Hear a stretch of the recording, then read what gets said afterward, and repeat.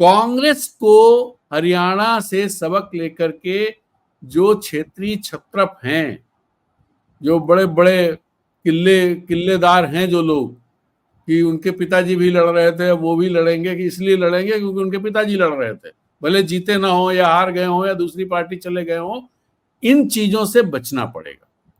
कि जो सीटें भारत कांग्रेस को मिलने वाली हैं वो क्लियर है कि ये सीटें मिलेगी, कोई झगड़ा वगड़ा ज्यादा है नहीं। जो सीटें मिलने वाली, उन सीटों पर अगर कांग्रेस ने किल्लेदारों के सामने समर्पण कर दिया तो बहुत मुश्किल हो जाएगी। उनको चाहिए, कांग्रेस की बड़ी दिक्कत यह है कि राहुल गांधी जिस डायरेक्शन में पार्टी को ले जाना चाहते हैं, जो आइडियोलॉजिकल उनकी थॉट प्रोसेस है, उस थॉट प्रोसेस से अलाइन लोग चाहिए, जिससे कि वो जो नैरेटिव खड़े करते हैं उसको एक एक एक एक तरह से आप कह लीजिए कि एक कमिटमेंट के साथ नीचे के लोग उसको, या जो प्रत्याशी है वो उसे रख सके, उनको आगे बढ़ा सके। ये चीजें इनको ध्यान देनी पड़ेंगी, चाहे वो आदिवासी सीटें हों, चाहे वो पलामू के इलाके की सीटें हों। पलामू में कई सारे किल्लेदार हैं इस तरह के। डाल्टनगंज में के एन त्रिपाठी जो अभी चुनाव लड़े थे चतरा में कांग्रेस से सांसद का, वो लगे हुए हैं, चुनाव जीते एक हैं लेकिन चाहिए टिकट, पिछली बार भी लड़े थे, हार गए। पांकी विदेश सिंह एक नेता हुआ करते थे, आरजेडी में भी रहे, निर्दलीय भी रहे, एक बार कांग्रेस से भी रहे, अब तो नहीं है वो, उनका बेटा बिट्टू सिंह, उसको चाहिए टिकट।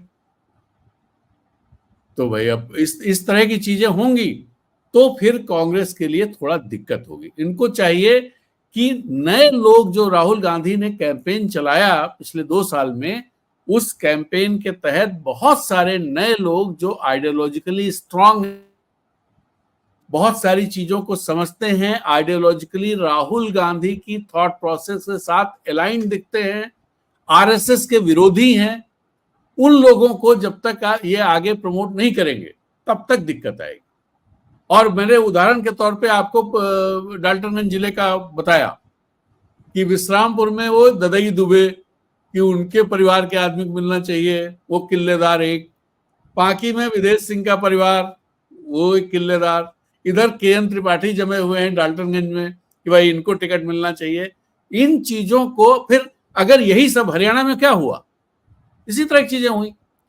अब अगर आपके सर्वे कराए, आपने लोगों से एप्लीकेशन मांगी, आपका टीम आकर के इंटरव्यू करके गई प्रत्याशियों का जिन लोगों ने अप्लाई किया था, उसके बाद फिर वही किल्लेदारी आ जाए तो इस सब प्रोसेस का कोई मतलब है क्या? इसका मतलब ये पूरी प्रोसेस, जैसी खबरें हरियाणा में आ रही हैं कि सैबोटेज कर दी गई वहां के हरियाणा के लीडरशिप की तरफ से, वैसे ही कहीं यहां भी तो नहीं हो रहा है। ये इंश्योर करना चाहिए। कल राहुल गांधी यहां आ रहे हैं, मैं तो हम लोगों का चैनल तो उन तक नहीं पहुंचता होगा, पता नहीं कांग्रेस के लोग देखते होंगे कि नहीं देखते होंगे, लेकिन अगर उन्हें अच्छा करना है और बिना कांग्रेस के अच्छा किए यहां इंडिया गठबंधन की सरकार कैसे बनेगी?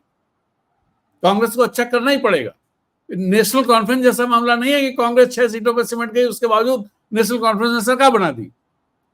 वैसा मामला यहां पर नहीं है। भारतीय जनता पार्टी का वैसा विरोध नहीं है यहां पर। तो कांग्रेस को अपने जो चालें हैं वो बहुत सोच समझ के चलनी पड़ेंगी, इंटेलिजेंटली चलनी पड़ेंगी। और ये सब लोग जिनके मैं नाम बता रहा हूं, ददई दुबे का परिवार और इनका, ये कल को मौका मिले तो बीजेपी में चले जाएंगे। इनका कोई आइडियोलॉजिकल कमिटमेंट है क्या? और जब आइडियोलॉजिकल कमिटमेंट नहीं है तो सीट कैसे जीतेंगे बीजेपी के सामने? दिक्कत, इस चीज को कांग्रेस को समझना पड़ेगा। जी।